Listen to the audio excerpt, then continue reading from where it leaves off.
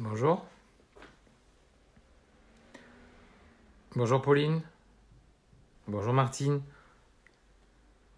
On va laisser les gens arriver. Coucou.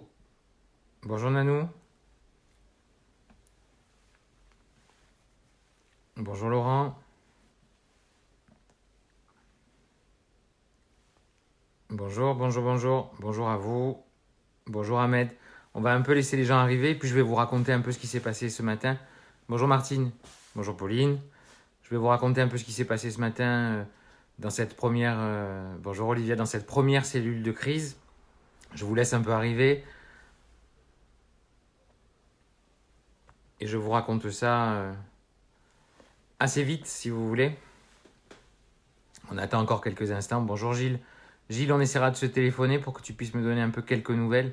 Je voudrais évidemment parler des problèmes qui t'intéressent. Et bonjour Thomas. Coucou Jacques. Coucou Aurélien. Donc voilà, je pense qu'on est en train de... Vous êtes en train de doucement d'arriver. Donc vous le savez, depuis quelques jours, depuis plusieurs jours, le printemps marseillais, moi-même, demandons au maire de Marseille, aux autorités, de mettre en place une cellule de crise. Le territoire en a besoin. Le territoire a besoin que les collectivités se coordonnent, que l'État se coordonne avec les collectivités pour pouvoir répondre à la crise sanitaire. À Marseille, vous le savez, la crise sanitaire frappe comme ailleurs en France, différemment bien évidemment, comme dans toutes les régions, on a des différences. Mais à Marseille, on voit aujourd'hui à la crise sanitaire se succéder et s'amplifier une crise sociale et une crise économique. Et donc il est temps maintenant, et ça commence à faire du temps, il est temps que les collectivités se mettent en place. On a écrit au maire de Marseille, on lui a demandé de faire cette cellule de crise et il l'a faite ce matin. On a fait cette cellule de crise, donc première cellule de crise, de 11h à midi et demi. Ont participé évidemment le maire de Marseille, le directeur général des services, la présidente du département et de la métropole, le directeur général des services de la métropole, le directeur général de la PHM, le président de la commission médicale de la PHM, la présidente du CCAS, l'amiral qui commande le bataillon des marins-pompiers et les présidents de groupe. On a commencé en faisant un tour d'horizon et c'est le directeur général de la PHM qui a pris la parole pour nous donner, pour nous indiquer la réalité de la situation sanitaire à Marseille et notamment de la situation de la réanimation, des lits de réanimation. Vous le savez, c'est ce qui est le plus tendu dans le pays. Le pays manque de lits de réanimation. Évidemment, la ville a atteint son maximum en termes de lits de réanimation, mais on a encore une capacité, la PHM a encore une capacité à augmenter ses réa, ce qui veut donc dire que la PHM réagit bien, qu'elle a une vraie capacité de réaction, qu'elle a su anticiper la crise et qu'elle continue jour après jour grâce à des personnels hospitaliers, à des personnels soignants, mais vraiment au fait de la situation, vraiment donnant et se donnant corps et âme à cette crise. Donc grâce à tous ces personnels, grâce à une organisation qui s'est tout de suite mise en place, la PHM est capable de répondre à la crise et d'augmenter notre capacité de lit de réanimation. Vous le savez, dans cette crise, c'est les patients qui sont en réa, les patients intubés, les patients qui ont des lésions pulmonaires, qui sont en danger évidemment pour leur vie. C'est pas quand on a les premiers symptômes, il faut les traiter tout de suite, mais ceux qui meurent malheureusement et par centaines tous les jours dans le pays, par milliers chaque semaine, ce sont des patients qui sont en réanimation. Et donc, tous les efforts de la PHM sont tournés autour de la réanimation.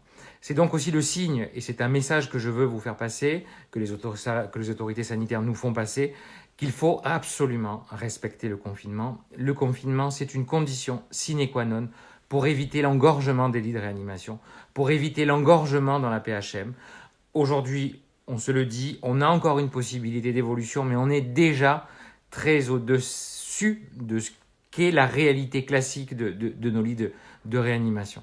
Donc encore une fois, on le fait passer autour de nous, on fait passer ce message autour de nous, je vous fais confiance. La question du confinement, on viendra plus tard aux questions que pose le confinement, mais la question du confinement, du respect de la distanciation sociale, du respect des consignes sanitaires est un principe intangible. On s'y tient, on reste à la maison, on reste confiné. C'est comme ça qu'on va donner du répit à nos soignants. C'est comme ça qu'on va réussir à sauver une situation qui est extrêmement, extrêmement tendue. Donc je compte sur vous pour dire autour de vous qu'on respecte les consignes sanitaires, qu'on reste à la maison, qu'on ne s'amuse pas avec le confinement. J'en vois, il suffit que je me mette à la fenêtre un quart d'heure, 20 minutes pour voir des gens qui font du jogging, qui font du vélo à 3 heures de l'après-midi, à 11 heures du matin. Ça me fatigue, ça m'énerve. Dans ma rue, j'ai jamais vu autant de joggers. Encore une fois, on fait du jogging à la maison. Si on n'a pas de vélo d'appartement, eh bien on fait des exercices, on se met par terre si on a besoin de faire du sport, mais on ne sort pas. On sait que c'est extrêmement dangereux. Donc on se tient vraiment, vraiment, vraiment à ça. On sait que, un message, excusez-moi, c'est encore un message que nous fait passer la PHM.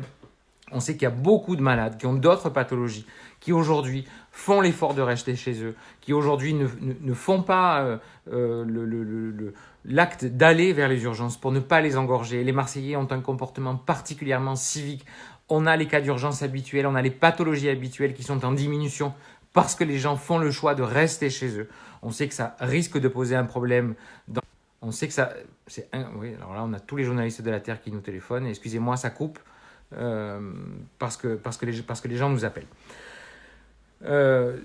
Pour entrer maintenant directement dans les discussions qu'on a eues, le maire de Marseille, la présidente du département, les présidents de groupes et évidemment la PHM, le bataillon des marins-pompiers, le CCAS, très vite, on a été inquiets, et moi le premier, autour des questions des effets d'annonce.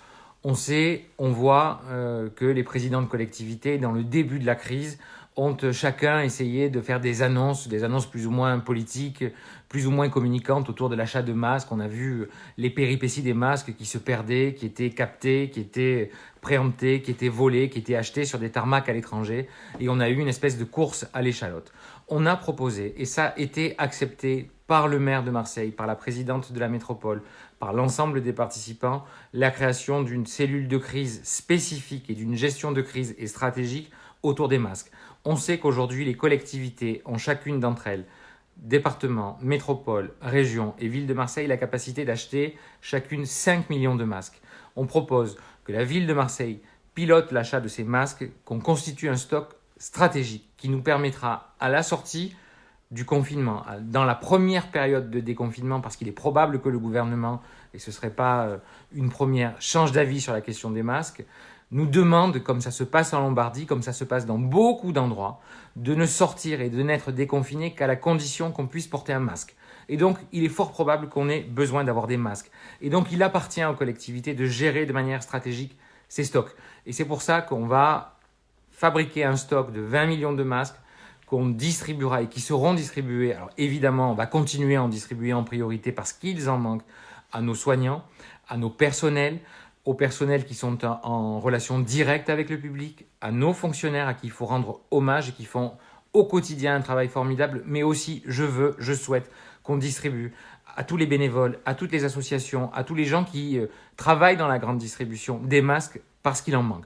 Et puis, à la sortie de la crise, il nous faudra ces masques qu'on distribuera bien évidemment en relation avec l'ARS, avec les autres collectivités territoriales, avec les recommandations sanitaires qu'on distribuera à la population. On sait qu'on aura très certainement besoin de masques. Commencez un peu à poser vos questions, je vais essayer, reposez-les si je n'arrive pas et si je n'y ai pas répondu, parce que je vois qu'il commence à y avoir beaucoup de questions. Je vous fais d'abord un petit compte-rendu de ce qui s'est passé ce matin, et puis ensuite on passera aux questions-réponses et j'essaierai de répondre à vos questions.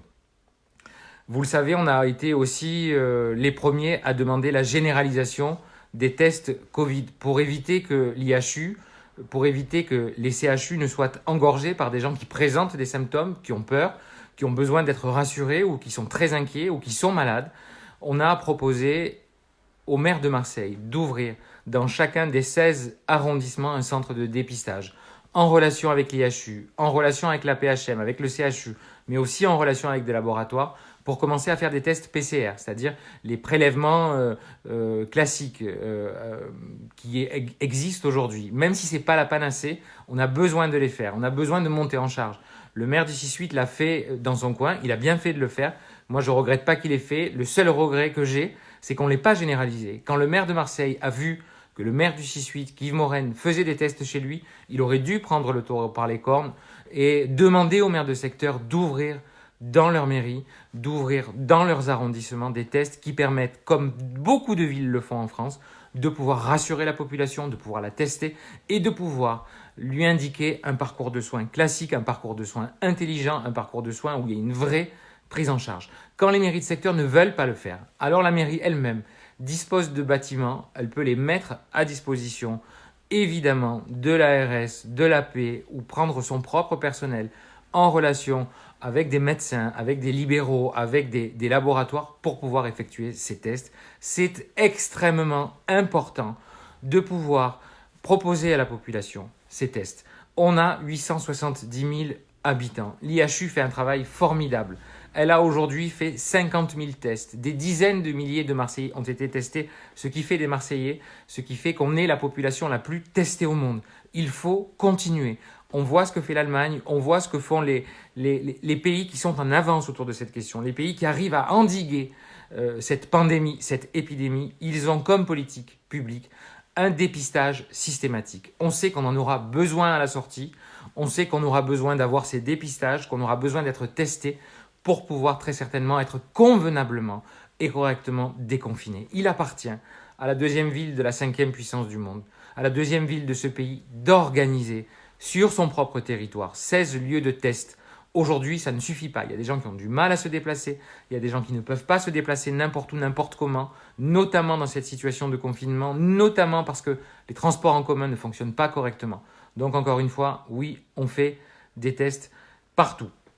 Enfin, j'ai aussi proposé, et on a aussi proposé avec le Printemps Marseillais, mais avec d'autres, c'est pas qu'une question, je veux sortir d'ailleurs des contingences électorales, des contingences politiques. On l'a fait parce que c'était notre conviction et d'autres gens qui ne partagent pas nos convictions nous rejoignent sur cette question-là. Vous le savez, à Marseille, il y a des personnes qui sont à la rue, des personnes qui sont en situation de vulnérabilité, des personnes qui ne peuvent pas se protéger, qui ne peuvent pas se confiner, qui se mettent en danger et qui mettent les autres en danger.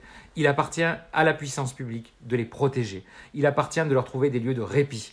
Le maire de Marseille a annoncé lundi qu'il ouvrirait 2 gymnases. Un à Vallier, dans les 4e et 5e arrondissements, et un à Rufy, dans les 2e et 3e arrondissements. Aujourd'hui, Rufy est encore fermé. Et donc, encore une fois, pas d'effet d'annonce. On ne peut pas s'amuser avec ça. La mairie m'a dit et nous a indiqué que très certainement Rufy serait ouvert demain. Ça ne suffit pas. Rufy ne suffit pas. Il faut d'autres lieux où ces personnes puissent avoir accès à l'eau, à des douches, à des produits de première nécessité et à de l'hygiène. On a besoin de protéger ces populations, on a besoin de les prendre en charge.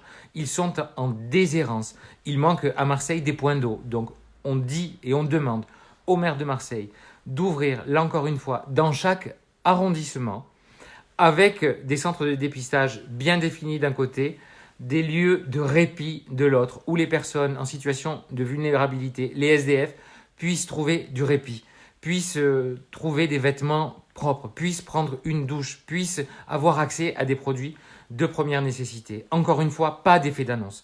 Pas d'effet d'annonce. On a la capacité, nous, ville de Marseille, de pouvoir faire ça.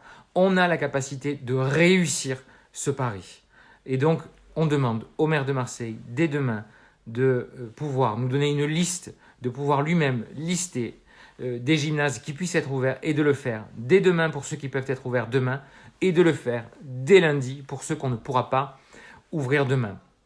Enfin aussi, on a parlé, comme je vous le disais, avec la crise sociale arrive une crise, avec la crise sanitaire arrive une crise sociale sans précédent. J'ai tous les jours des associations, des bénévoles qui se sont donnés corps et âme, qui se sont substitués, et c'est ça la grande honte, qui se sont substitués aux collectivités territoriales, qui se sont surtout substitués à l'État et qui ont permis à des gens de garder leur dignité et de rester debout. Je pense à celles et ceux qui ont décidé de donner d'eux-mêmes, de fabriquer une chaîne de solidarité à Marseille et qui se sont occupés des plus précaires, des plus fragiles. Imaginez ce que c'est que d'être confiné dans des logements insalubres, dans des logements indignes, avec des puces de lit, sans que jamais la puissance publique ne se soit penchée, ne se soit portée à leur chevet, sans que jamais on ait imaginé que ces gens-là auraient besoin simplement, par dignité, pour vivre des produits de première nécessité. Ne serait-ce que de se nourrir. Aujourd'hui, la question de l'accès aux produits de première nécessité et à l'alimentation se pose. On a des marchés qui ont fermé, on a le marché du soleil qui ferme, on a les puces qui ont fermé aujourd'hui, on a toute une chaîne qui existait et qui permettait aux plus humbles d'entre nous de pouvoir se nourrir. On sait qu'on a aussi des petits Marseillais qui ne payaient pas la cantine, 2000 à peu près, 1800 ou 1900 petits Marseillais qui étaient exemptés de la cantine parce que leurs parents avaient des revenus inférieurs au RSA. C'est quand même pas un cadeau, c'est le minimum minimorum que puisse faire une ville dans un pays aussi riche que la France. Il est temps, et le maire de Marseille a décidé de le faire, mais je veux qu'il aille plus loin. Il est temps d'aller rencontrer ces familles, d'aller les voir, d'aller leur parler et de leur proposer une solution. Et donc, on a demandé, le collectif des écoles marseillaises l'a fait, des collectifs l'ont fait. On a demandé à ce que la Sodexo réouvre sa cantine centrale. Vous le savez, on a souvent parlé de la Sodexo. La Sodexo, c'est une multinationale qui a le monopole de la restauration scolaire à Marseille. 55 000 repas par jour, avec une cuisine centrale qui a une capacité de production de 55 000 repas par jour. Aujourd'hui, cette cuisine centrale, elle est fermée. Pas plus tard qu'hier, la Sodexo a annoncé une prise de bénéfices record. Les actions sont montées de 8,5%. Je leur demande, j'ai demandé au maire de Marseille de faire pareil. Je demande aux collectivités territoriales de faire pareil, de réouvrir la cantine centrale, de monter à une production de 10% de sa capacité, c'est-à-dire produire chaque jour entre 5 et 6 000 repas, dans des conditions sanitaires bien évidemment sécurisées. Le maire de Marseille me disant que les conditions sanitaires étaient compliquées. Oui, mais en situation exceptionnelle, il faut des réponses exceptionnelles. Aujourd'hui, il y a des petits Marseillais, il y a des Marseillais qui ne mangent pas bien ou qui ne mangent pas, et ça, je ne peux pas l'accepter. Et ça, on ne peut pas l'accepter. Il est donc temps que la Sodexo se remette au travail. On verra comment est-ce qu'on s'organise avec eux. On verra comment la Sodexo est indemnisée. Mais sortons ces 5 à 6 000 repas par jour. Demandons à la Croix-Rouge, au CCAS, au SAMU social d'organiser une chaîne de distribution en relation avec les associations, en relation avec les mairies de secteur. Réouvrons des centres sociaux et permettons à ces gens de venir disposer de repas. Moi, j'ai entendu le maire de Marseille disant on va donner 100 € au travers de la CAF à chacun des petits Marseillais qui bénéficient de la gratuité. C'est bien, mais ça va pas. C'est pas ça la demande. On ne sait pas combien de temps va durer le confinement. Les gens ont besoin, non pas de 5 € par jour pour vivre, ils ont besoin d'un repas. 5 € par jour quand tout est fermé, quand c'est la galère pour pouvoir aller fabriquer un repas, ça marche pas. Et ça ne fonctionne pas. Et donc, notre rôle, le rôle de la mairie de Marseille, c'est de demander, d'obliger la Sodexo à reprendre son activité, 10% de son activité dans un premier temps. Et on verra la semaine prochaine si on est capable d'augmenter, de diminuer, on verra. Mais on commence, on verra. On trouvera bien des Marseillaises et des Marseillais, et il y en a beaucoup qui sont dans le besoin, qui sont dans la demande et qui ont besoin, bien évidemment, d'avoir accès à ce repas. L'accès à l'eau, je vous le disais tout à l'heure, dans une période de crise sanitaire, on n'a pas de point d'eau, on n'a pas de toilettes publiques. Je sais que la métropole étudie la réouverture des toilettes publiques dans beaucoup d'endroits. Je crois savoir qu'elle a commencé à le faire. C'est très bien. Maintenant, il faut amplifier. Dans le centre-ville, dans les quartiers, il faut réouvrir, ne serait-ce que pour les travailleurs, pour les gens qui vont travailler ou pour les gens qui sont à la rue. Il faut des points d'eau, il faut des points d'accès à l'eau, il faut des toilettes. On ne reste pas dans une situation de pandémie sans eau et sans toilettes. C'est une aberration. Tout le monde comprend la violence sanitaire de ne pas avoir d'eau et de toilettes. On sait que c'est, y compris pour la population, une question de santé publique. Dernier point, après on va passer aux questions-réponses. On a fait une dizaine de propositions. Je vous les listerai bien évidemment, hein. J'en ai évoqué que quelques-unes, mais il y en a évidemment d'autres autour du fait qu'on soit pionnier en termes de tests sérologiques. On sait qu'on en aura besoin. On a fait d'autres demandes, y compris pour la continuité numérique pour les petits. Vous le savez, je discutais avec une enseignante du premier degré de mon secteur, du 3e arrondissement, qui me disait « j'ai des parents mais géniaux, formidables, qui sont extrêmement ingénieux, extrêmement inventifs, qui n'ont aucun moyen et qui se débrouillent pour que je puisse continuer à faire cours avec les petits. Sur une classe de 25, il y en a 5 qui décrochent, qui ont disparu parce qu'ils n'ont aucun accès numérique. On a aussi demandé bien évidemment que les ordinateurs, les smartphones, les tablettes qui existent, qui sont dans les stocks municipaux, départementaux et métropolitains soient mis à disposition des enseignants et distribués aux personnes qui n'en ont pas bien évidemment et dont on n'a plus de nouvelles ou qui ont énormément de mal à pouvoir continuer, les cours. Enfin, quand on veut gouverner un territoire, et on en a souvent parlé avant que cette crise ne nous frappe, il faut pouvoir anticiper, il faut pouvoir avoir une vision stratégique. Moi, je souhaite que, évidemment, en parallèle de cette cellule de crise, dont on parlera et dont je vous raconterai ce que j'en attends, les exigences qui sont les miennes et l'ambiance qu'il y a eu ce matin, qu'en parallèle, on réfléchisse au déconfinement. On l'a dit, on vit une crise sanitaire et c'est l'urgence absolue parce qu'on n'en est pas sorti et qu'on n'est pas encore dans le pic et que le plateau va être très long, c'est-à-dire la période où on va atteindre le pic, il va y avoir un plateau de réa. C'est 3 semaines aujourd'hui, un patient en réa, il reste 3 semaines en réa. Donc on va avoir un plateau très long et ensuite on va avoir une décrue. On n'est pas encore déconfiné, on n'est encore pas sorti de chez nous. Et on sait que après cette crise sanitaire, une crise sociale d'une violence inouïe va commencer. Elle a déjà commencé pour les plus fragiles qui sont les premiers impactés. Mais elle va évidemment toucher énormément de Marseillaises et de Marseillais parce que la crise économique va arriver, parce qu'il va y avoir des pertes d'emplois par milliers sur le territoire. Et il est donc temps aussi que les collectivités soient stratèges en la matière. Il faut abandonner bien évidemment nos étiquettes politiques, pas ce qu'on pense. Je n'abandonne pas ce que je suis, bien au contraire. Et je veux revendiquer ce que je suis. Je suis un homme de gauche, de progrès. Je ne lâcherai jamais là-dessus parce que je crois que c'est plus que jamais autour du service public et de la notion de solidarité nationale et municipale que se fabrique une ville. Mais je souhaite qu'on soit stratèges les uns les autres et qu'on puisse penser à l'après.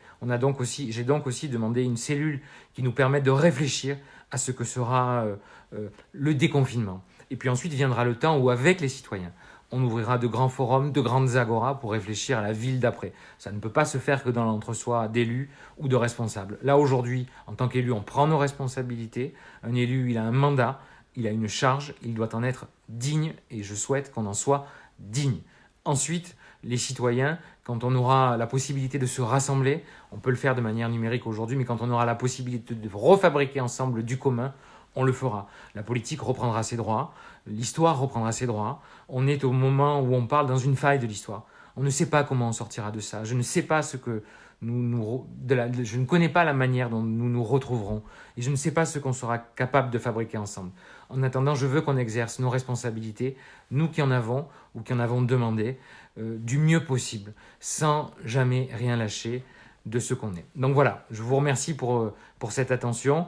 Et puis on peut commencer, je sais que vous avez commencé, on peut commencer bien évidemment un certain nombre de questions-réponses. Alors j'ai une première question de Jamel Garmoudi qui me demande pourquoi pas de masques lavables. Oui, la question des masques lavables se pose et il faudra que pour l'après-déconfinement, on passe aux masques lavables, aux masques réutilisables. Aujourd'hui, on a des masques de chirurgie qui sont les moins chers, les plus simples et les meilleurs parce que rapides à produire, mais ce sont des masques jetables, ce sont des masques de chirurgien de bloc opératoire qui permettent bien évidemment une barrière bactériologique et virale avec l'extérieur, mais on ne pourra pas continuer avec des masques jetables parce qu'on sait qu'on aura une consommation sur le territoire national de plusieurs centaines de millions de masques jetables et que ce n'est pas acceptable. Et donc on cherche des solutions pour fabriquer des masques lavables. On sait qu'on a une industrie locale qui est une industrie textile qui elle aussi est frappée de plein fouet. On en a parlé ce matin, d'ailleurs le maire en a parlé ce matin. On va demander à ce que les matières premières nécessaires à la confection de ces masques jetables,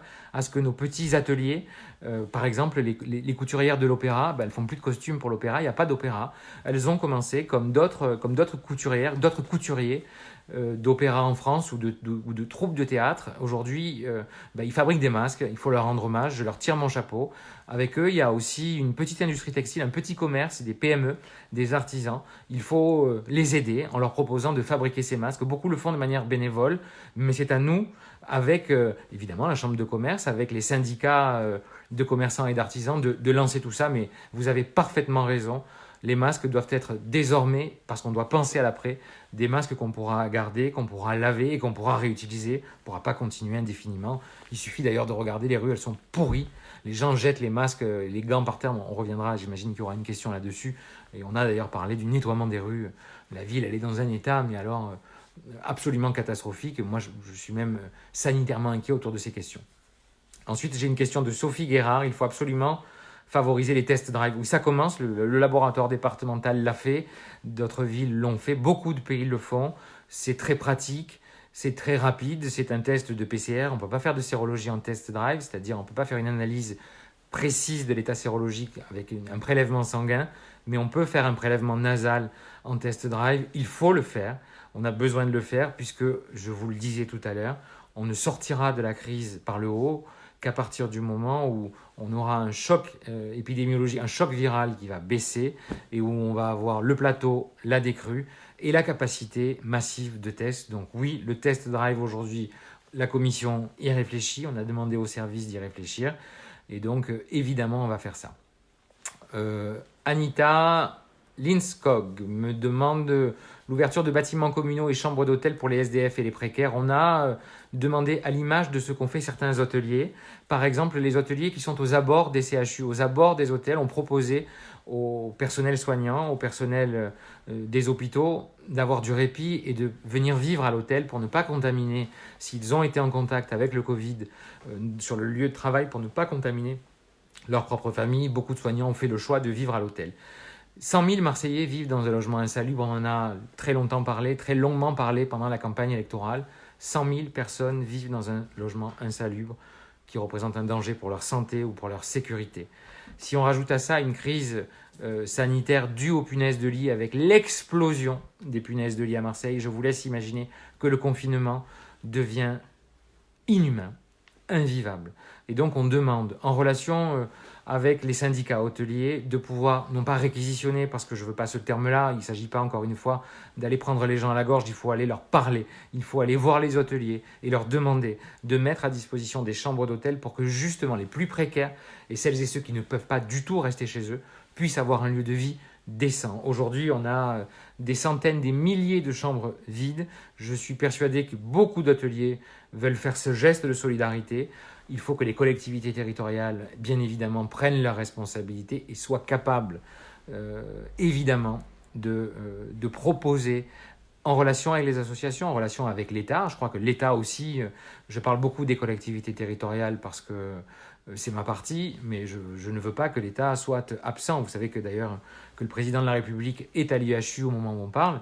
J'attends de lui autre chose que de la communication. S'il est simplement venu voir le professeur Raoult pour lui dire l'hydroxychloroquine et l'azithromycine, c'est formidable, ou même pas ça, il est venu pour rien. Donc on attend des annonces.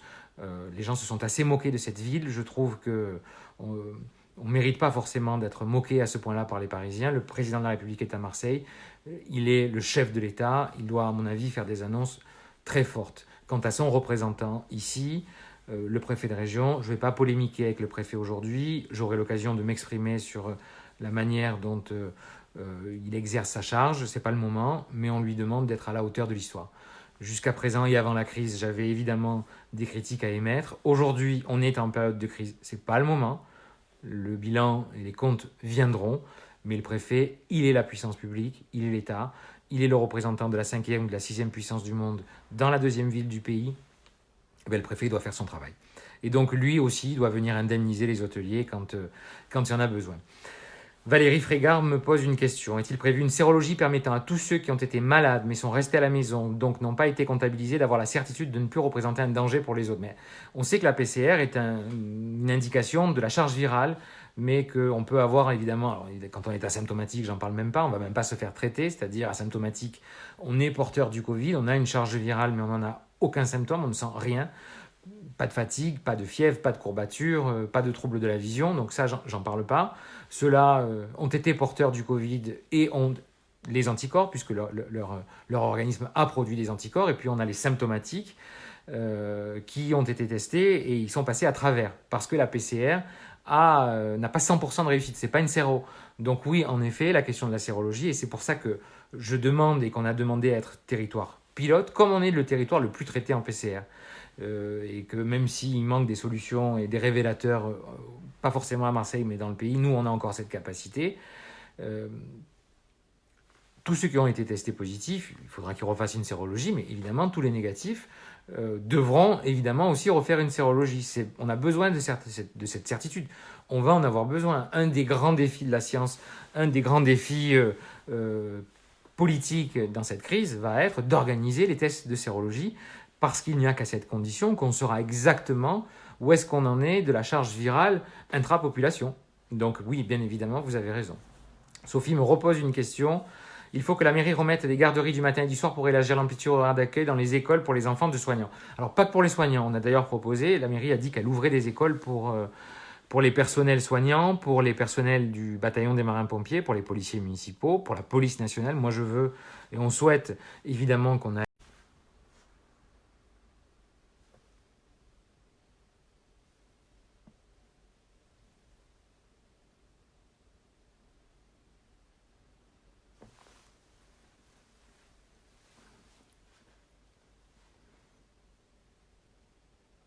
Bonjour Christophe. Oui, j'ai eu un problème, j'attends que vous reveniez un peu, j'ai eu un problème technique. Euh, la connexion a sauté, je pense que mon téléphone il est au bout du bout. Bonjour Aïcha, bonjour Christian, bonjour Patricia.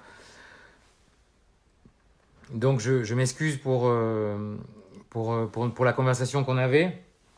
Donc j'ai eu un problème technique. Donc je répondais à une question de Sophie. Bonjour, merci de revenir. Voilà, excusez-moi, hein, vraiment excusez-moi. Ça n'a pas fonctionné, ça a l'air bon. Ouais, je ne sais pas si vous me voyez bien ou si vous m'entendez. J'ai eu l'écran noir et le téléphone s'est éteint. On est là. Est-ce que vous m'entendez? Bonjour Christian. Bon, donc je répondais à Sophie qui me disait il faut bien évidemment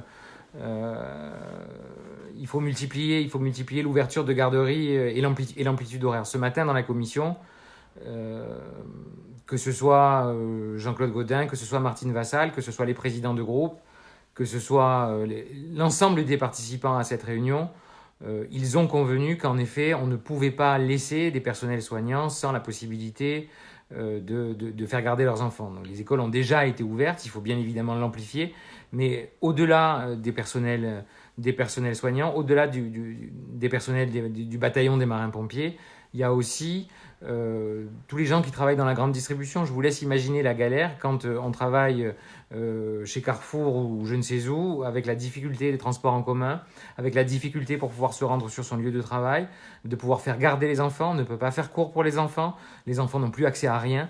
Donc bien évidemment, il faut que la mairie amplifie ça, il faut qu'elle développe la garderie pour toutes celles et tous ceux qui travaillent. On ne sait pas combien de temps va durer le confinement. Le président de la République devrait s'exprimer lundi pour nous donner des pistes, mais de toutes les informations qu'on a, le confinement devrait durer un peu plus longtemps que prévu. On avait tablé la fin du confinement dès fin avril, début mai, c'est des suppositions, mais maintenant on nous dit qu'il est très probable qu'on soit confiné au mois de mai, peut-être jusqu'à mi-mai, peut-être jusqu'à fin mai.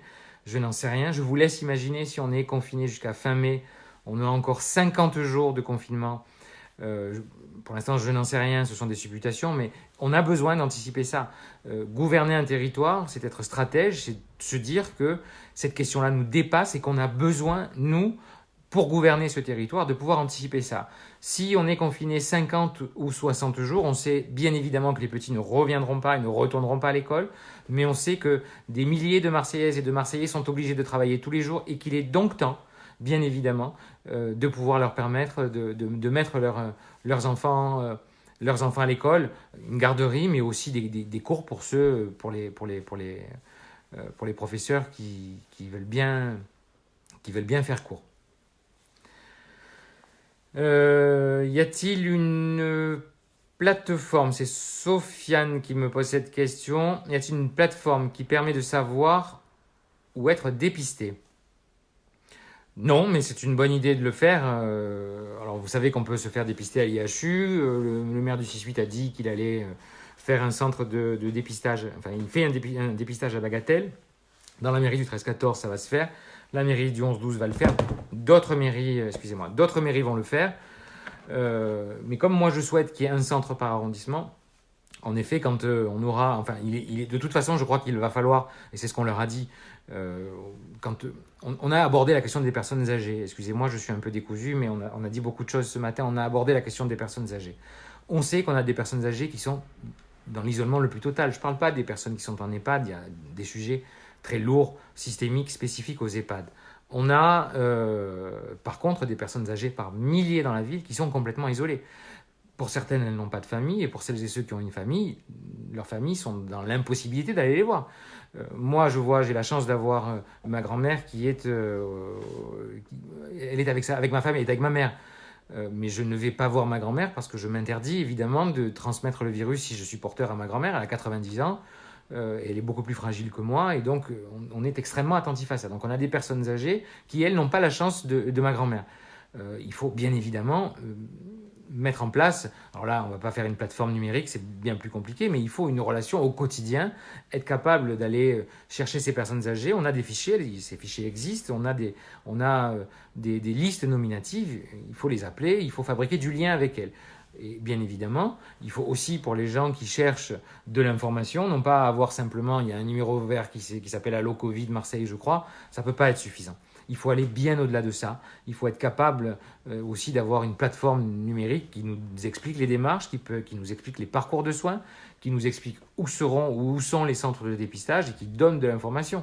Dans une période où il y a une crise aussi forte, il faut de l'information, il faut de la transparence. Les citoyens sont bien évidemment extrêmement attentifs à toutes ces questions-là. Madi Poussel, où en est-on des masques? Merci Benoît.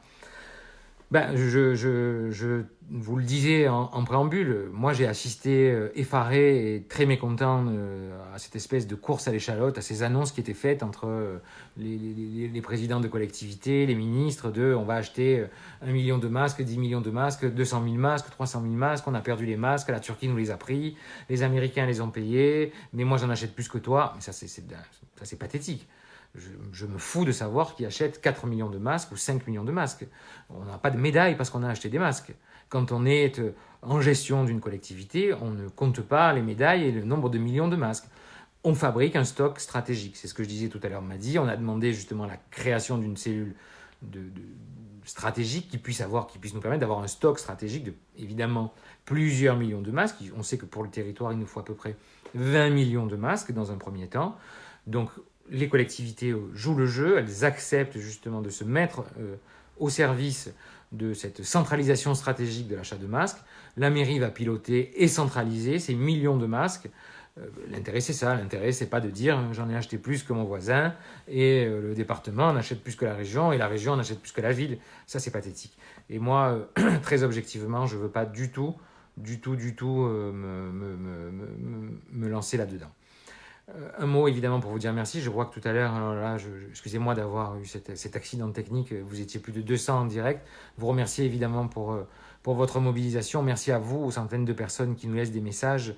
Donc je vais essayer de répondre un peu à vos questions. Béatrice Léna, mes vassals fait de la politique avec ses masques et son Covid. Justement, c'est pas le moment de faire de la politique.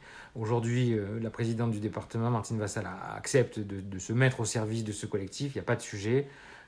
On achète des masques de manière stratégique, on les achète en commun et on fait un stock stratégique qui n'appartient à aucune famille politique. C'est un stock stratégique public. C'est fait avec de l'argent public, c'est fait par le service public, c'est donc fait pour les Marseillaises et les Marseillais. Arnaud. Ils ont parlé du cryptovirus. La seule réponse de JCG était c'est compliqué sur la Sodexo. Ça va être compliqué, selon toi, d'arriver à rouvrir la Sodexo. Non, ils n'ont pas parlé du cryptovirus. Bien évidemment, vous le savez. Alors, je ne sais pas si tout le monde le sait. Vous savez qu'au moment où l'épidémie a commencé, la ville de Marseille a subi une attaque virale informatique qui a mis par terre ses serveurs et qui a anéanti la capacité d'action et de réaction de la mairie. Pour le coup, on a des fonctionnaires, on a des techniciens qui sont au top, qui ont travaillé jour et nuit pour remettre debout un système des fois obsolète, des fois compliqué, parce qu'en relation avec d'autres collectivités, avec la métropole. Donc vraiment, je veux tirer mon chapeau sur les fonctionnaires. On en parlera d'ailleurs. On a d'ailleurs proposé que, plus que des médailles en chocolat, plus que des remerciements, la collectivité publique fasse un effort et soit capable de donner une prime à tous nos fonctionnaires, à toutes nos fonctionnaires, à celles et ceux qui prennent des risques, qui font vivre le service public, qui sont notre fierté, qui sont notre honneur. Donc ces gens-là ne se paient pas de mots, ces gens-là paient des risques. L'argent, c'est rien, bien évidemment, face à la maladie, face au danger, mais c'est le minimum qu'on puisse faire. C'est la reconnaissance d'un peuple, d'une population, d'une communauté de destin envers celles et ceux qui sont leurs serviteurs. Je pense que c'est la nécessaire reconnaissance que de leur verser une prime. Pour la Sodexo, oui, ça va être difficile, mais il n'y a pas de raison de ne pas y arriver. Moi, je n'accepterai pas que la Sodexo soit absente. C'est une multinationale qui a le plus gros marché de restauration collective d'Europe. 150 millions d'euros par an, 150 millions d'euros sur le marché. Les Marseillais payent à la Sodexo sur un marché de 5 ou 6 ans 150 millions d'euros. Donc ça va, il n'y a pas de sujet avec la Sodexo. La Sodexo, elle aussi, doit participer. Il n'y a pas de raison de ne pas les indemniser, on le fera. Mais on va demander et on va forcer. Il faut réouvrir la cuisine centrale, il faut produire, il faut que notre capacité de production de repas reprenne. On est la deuxième ville du pays, il n'y a pas de raison que des villes petites et moyennes réussissent à le faire, il n'y a pas de raison que dans des grandes villes, on réussisse à réouvrir des cuisines, et qu'à Marseille, on nous dise que c'est compliqué. Tout est compliqué. Mais des gens sont en train de mourir, des gens sont laissés de côté, des gens sont dans une situation inacceptable et moi je ne veux pas entendre que c'est compliqué. Bien sûr que c'est difficile. Oui, il faudra bien évidemment veiller aux conditions sanitaires, à respecter la chaîne du froid, mais encore heureux, on n'est pas un pays du quart-monde. Encore heureux qu'on réussisse à le faire. Et encore, des fois, on prend beaucoup de leçons de pays en voie de développement qui sont des fois bien plus astucieux que nous, bien plus ingénieux que nous. Donc oui, c'est techniquement possible. C'est financièrement possible et c'est sanitairement possible. Donc, c'est possible. Donc oui, il faut le faire. Christophe me pose une question. Quelle politique culturelle envisage la ville pendant et après le confinement sur l'ensemble de la ville ? Christophe, ce n'est pas une question qui a été abordée ce matin. Moi, je ne veux pas que la culture soit oubliée des politiques publiques, mais on sait qu'on a un monde culturel qui s'est, je vous prenais l'exemple, mais ce sont des opérateurs culturels, des couturiers et des couturières de l'opéra, mais pas que.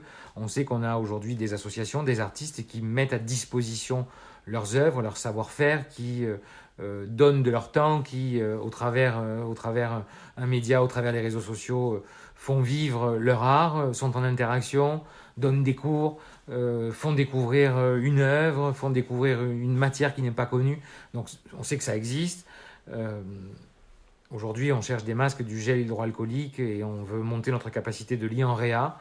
Je te dis la vérité, on n'a pas abordé la question des politiques culturelles.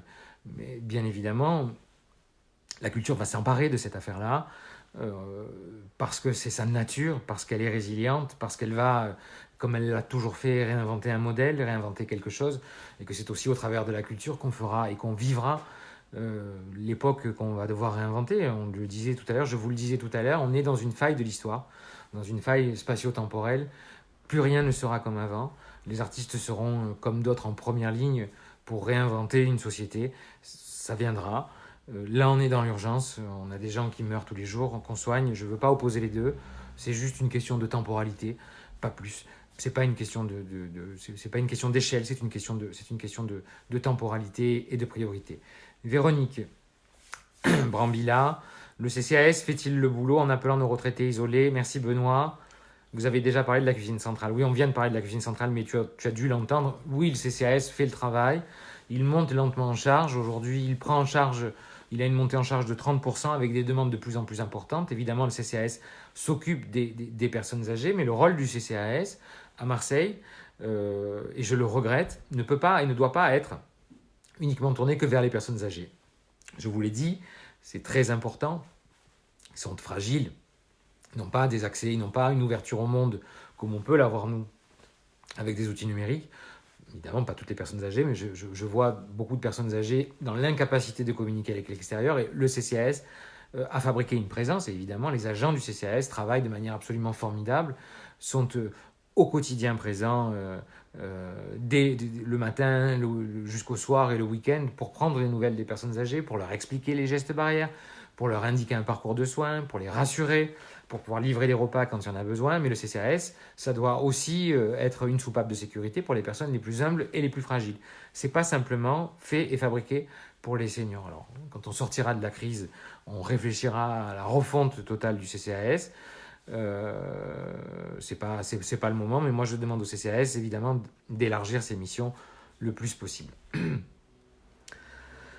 Ensuite, j'ai une question d'Anne Fister. Est-il possible d'avoir rapidement des masques pour les bénévoles qui sont sur le terrain auprès des plus démunis. Anne, tu as parfaitement raison, je disais tout à l'heure que les masques, quand on va constituer le stock stratégique du déconfinement et de la sortie, sera pour la population, mais qu'aujourd'hui, on donne en priorité nos masques, on met à disposition des masques en priorité au personnel soignant, aux agents de la fonction publique, aux pompiers, aux policiers, à celles et ceux qui travaillent dans la grande distribution, mais il y a aussi les bénévoles, et je le disais tout à l'heure en préambule, si on est debout, s'il y a encore de la dignité dans des quartiers, c'est parce qu'ils ont été là, parce que des bénévoles ont monté des structures, ou travaillé déjà dans des structures, ou donné de leur temps dans des structures qui existaient, parce qu'ils sont là, parce qu'ils font vivre cette chaîne de solidarité. Ils sont maintenant dans une tension très forte, et tu le sais, bien évidemment, parce que tu es en première ligne sur cette question.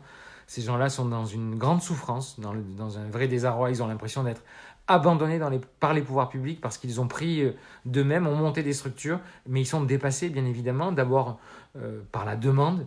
Elle est croissante, elle est exponentielle. Chaque jour, il y a des centaines de Marseillais qui font la démarche vers ces bénévoles, vers ces associations, parce qu'ils sont dans une situation absolument terrible, dégradante, catastrophique. Puis aussi, il y a plein de gens qui veulent donner de leur temps, qui veulent donner des habits, qui veulent donner de l'argent. Il y a des cagnottes qui se sont montées. Et oui, Anne, tu as raison, il faut doter ces personnes en masque, bien évidemment, en gel hydroalcoolique. Il faut leur donner de la formation, il faut les accompagner, parce que les bénévoles ne pourront pas, seuls, longtemps, continuer à tenir sur leurs épaules la dignité de cette ville, à tenir debout cette ville. Bien évidemment, je veux, à côté des bénévoles, saluer les fonctionnaires, mais je souhaite que l'effort de par les institutions, que l'effort des institutions soit conséquent, soit à la hauteur de la crise et à la hauteur de l'enjeu. Nos fonctionnaires le demandent. La présidente du département, quand je demandais au maire d'ailleurs d'ouvrir la cuisine de la Sodexo, elle a entendu comme moi, bien évidemment, les réponses du maire, qui étaient des réponses dans un premier temps non pas de défiance, mais de ça va être difficile. Elle nous disait que les cuisiniers dans les collèges, alors c'est différent évidemment, c'est pas la Sodexo, trépignent et disent mais on veut être utile, on a envie de fabriquer de la nourriture, on a envie de faire des repas, et donc on va leur demander dès ce soir, dès demain, de commencer à fabriquer des repas. Ils sont dans leur cuisine, ils ont des capacités, ils font de la restauration scolaire, ils savent produire en quantité, et alors pour les collèges, pour beaucoup d'entre eux, des repas d'excellente qualité. Ils ne demandent que ça, il faut leur fournir des produits, il faut leur fournir très vite des produits, ils en ont quelquefois, mais il faut leur en fournir. Et ils ne demandent que ça, et justement en lien avec le CCAS, avec la Croix-Rouge, avec le SAMU social, avec les bénévoles, avec les associations, il faut bien évidemment mettre à disposition des personnes qui en ont le plus besoin tous ces repas. Tony Aguila, à quand les tests, Benoît, on en a parlé, les tests, il faut ouvrir des lieux pour pouvoir tester. Aujourd'hui, on a une mairie de secteur qui a ouvert à Bagatelle, c'est Bagatelle qui a ouvert son lieu de test. On attend les autres, ça ne suffit pas. Moi, je vous l'ai dit, c'est un lieu par arrondissement. On est 900 000 Marseillais. Et donc, un lieu, ça ne suffit pas. L'IHU seul n'y arrivera pas. L'APHM seul n'y arrivera pas. On sait qu'à côté des tests, PCR, on aura besoin de la séro. Pour l'instant, on s'engage sur les tests PCR. On va monter en puissance sur la sérologie. Encore une fois, il faut qu'on soit stratégique autour de ces questions. Mathieu Tommy, bonjour. Peut-on éteindre le Corsica Linea qui tourne à quai 24 heures sur 24 depuis 22 jours? Je suis en train de préparer un courrier d'ailleurs pour que le maire de Marseille demande ça. Je vais aussi écrire à la Corsica Linea. On ne peut pas rester comme ça. C'est pas possible de rester avec les moteurs éclairés 24 heures sur 24 depuis 22 jours. Moi, je vais tenter quelque chose. Je vais leur dire qu'ils peuvent rester allumés à une condition. Et à une seule condition, c'est qu'ils puissent accueillir des personnes qui sont en grande souffrance.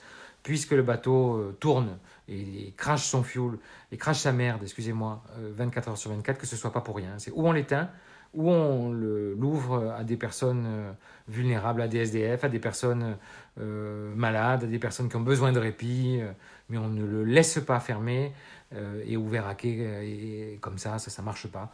Donc ça, c'est insupportable et c'est inacceptable. Vous avez absolument raison, Mathieu, de me dire ça.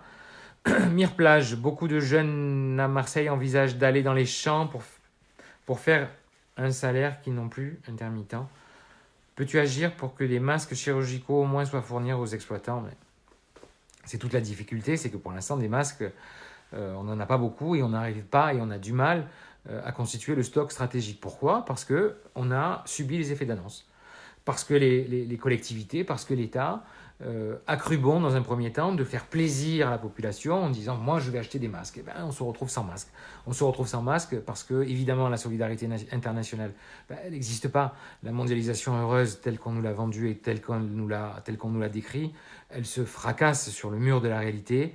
Les nations sont rapaces, elles se volent entre elles les masques, elles achètent des masques à la place d'autres. Les Américains payent en liquide sur le tarmac des masques. C'est aussi ça la réalité.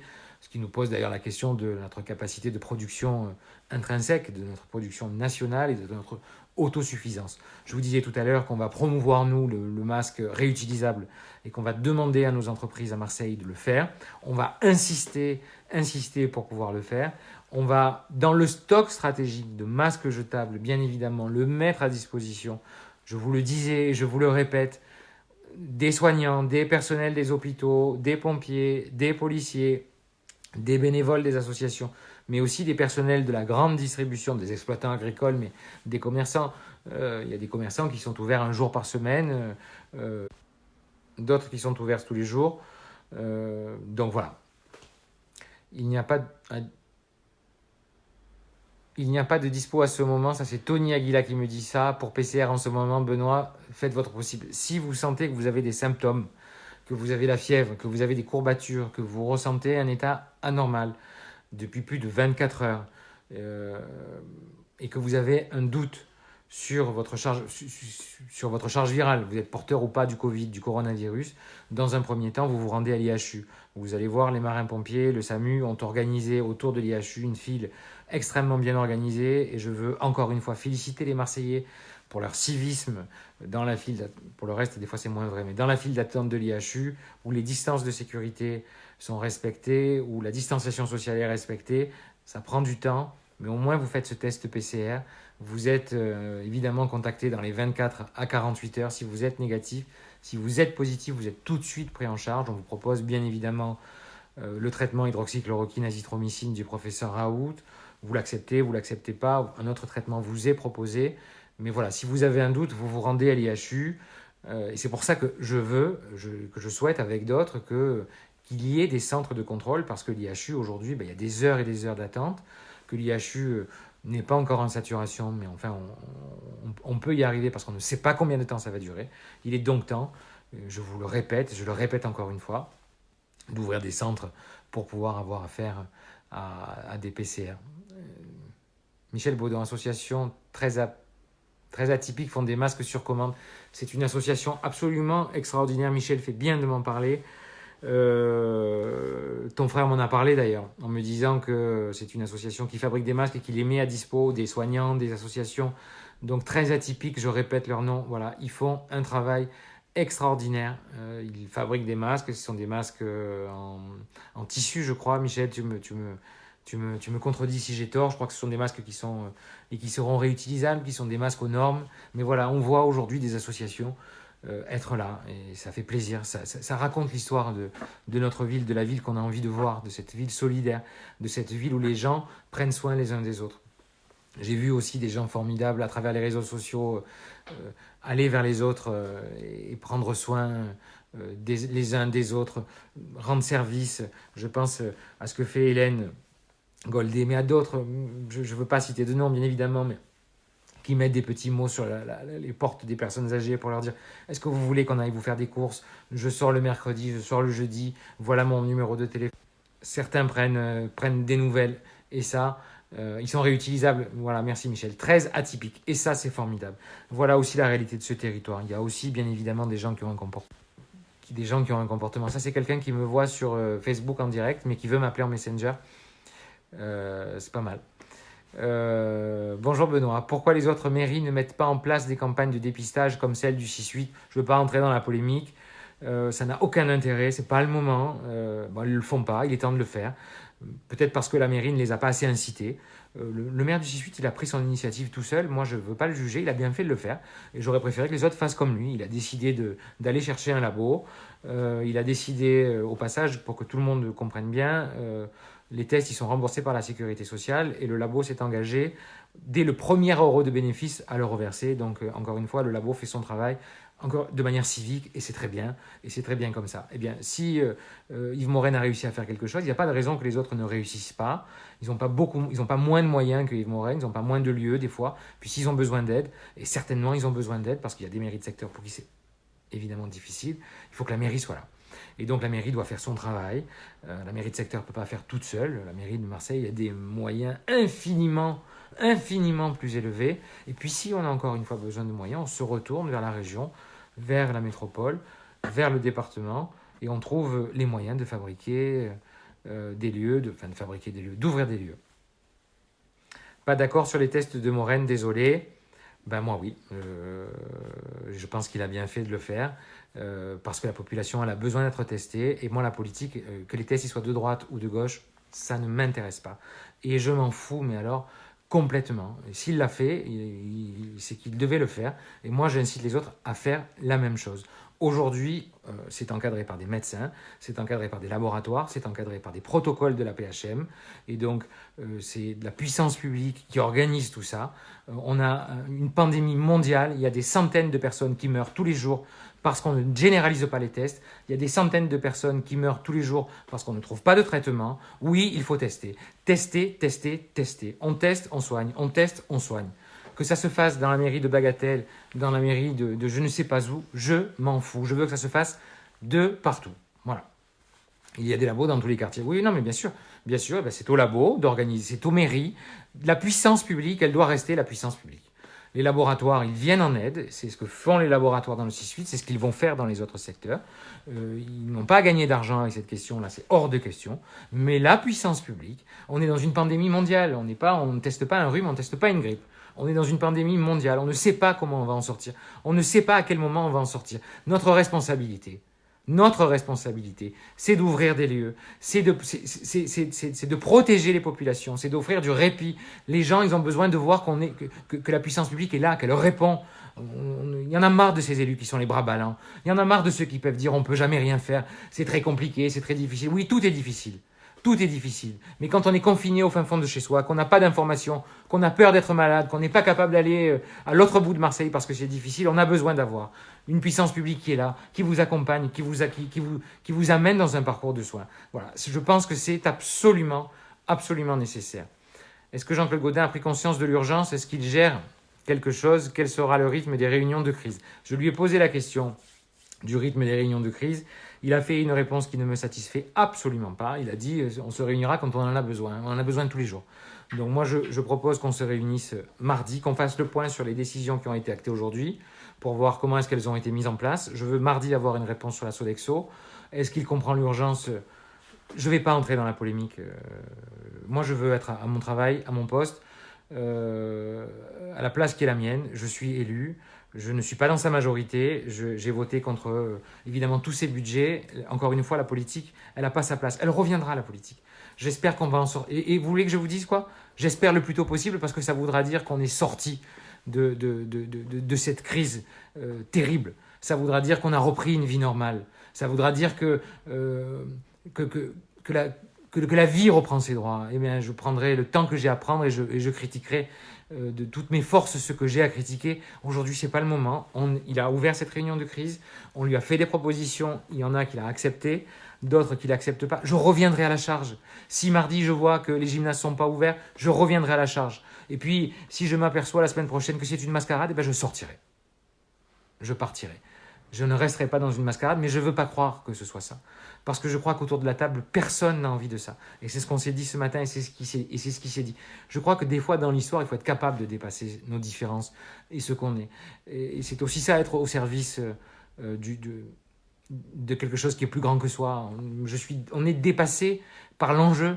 Le corona, il frappe la droite, il frappe la gauche, il frappe rien du tout. Il frappe les riches, il frappe les pauvres, différemment bien sûr, qu'on soit riche ou qu'on soit pauvre, mais on est face à quelque chose qui nous dépasse, notre responsabilité, c'est de dépasser ces clivages. Encore une fois, je vous l'ai dit, j'espère que la bataille reviendra très tôt. On aura des choses à dire et des choses à se raconter.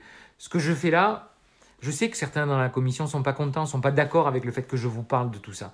Pour autant, comme je leur ai dit, ils n'ont qu'à faire pareil, parce qu'on a une responsabilité. Moi, ma responsabilité, c'est de vous tenir informés, de vous écouter. Et d'ailleurs, n'hésitez pas, si vous avez des propositions, j'ai reçu des propositions, et j'en reçois tous les jours. Si vous avez des propositions, si vous sentez quelque chose, si vous avez une conviction, vous me le faites passer.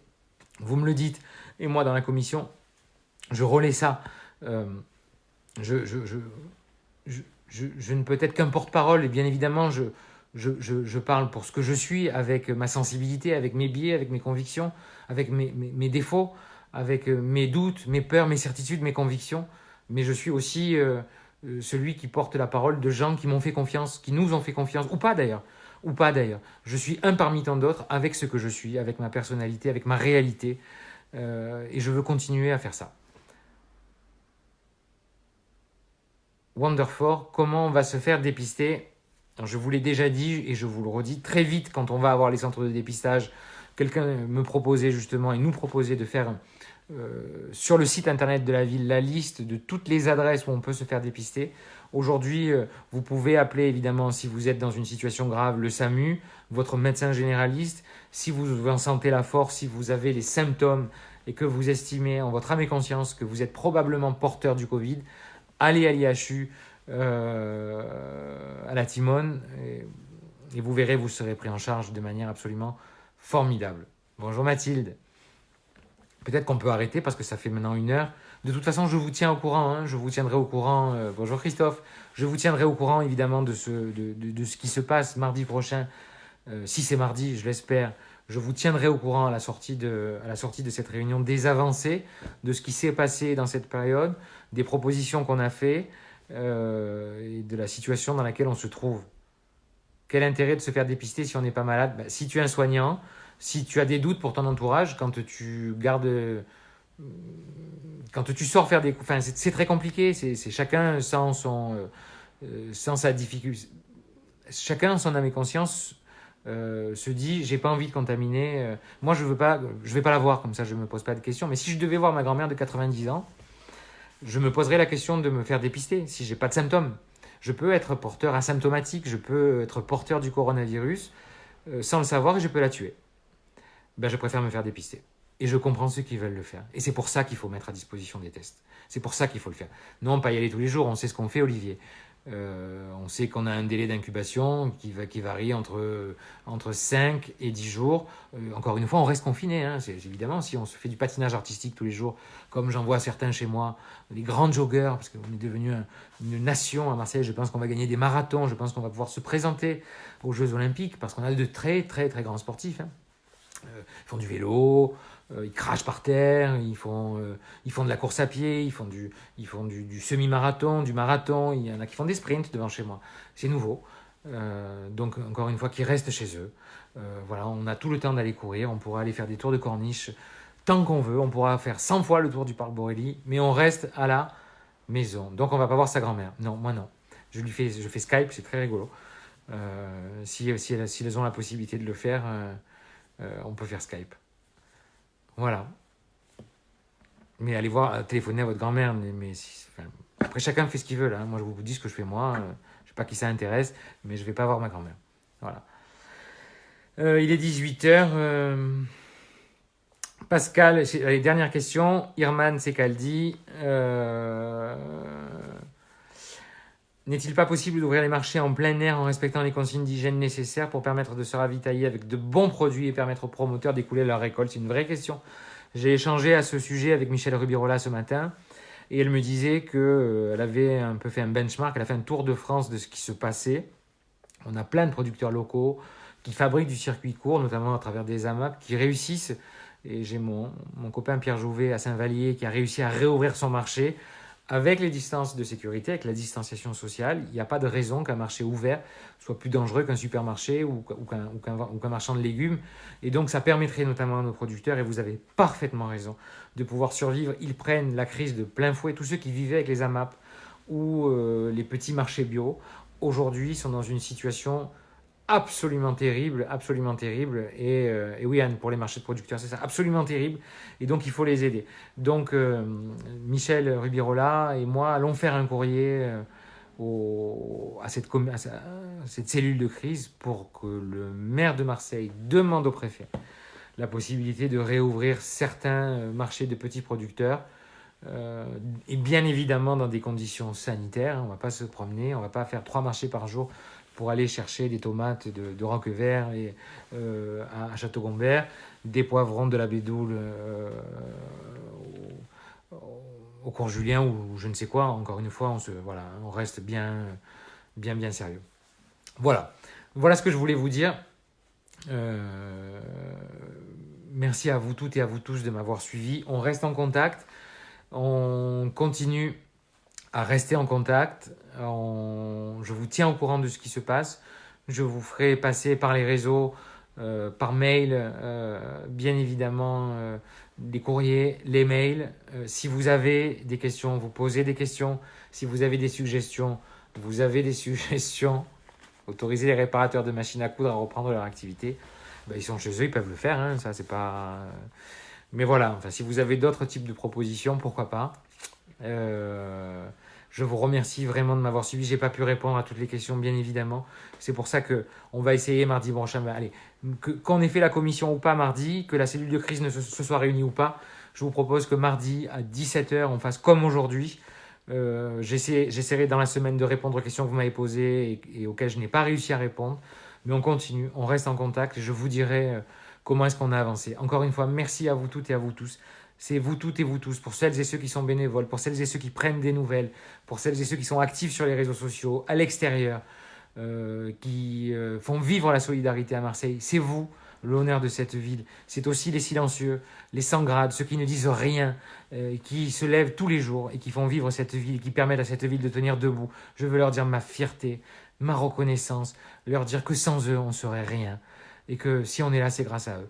Voilà, grâce à vous toutes, grâce à vous tous. Je vous remercie.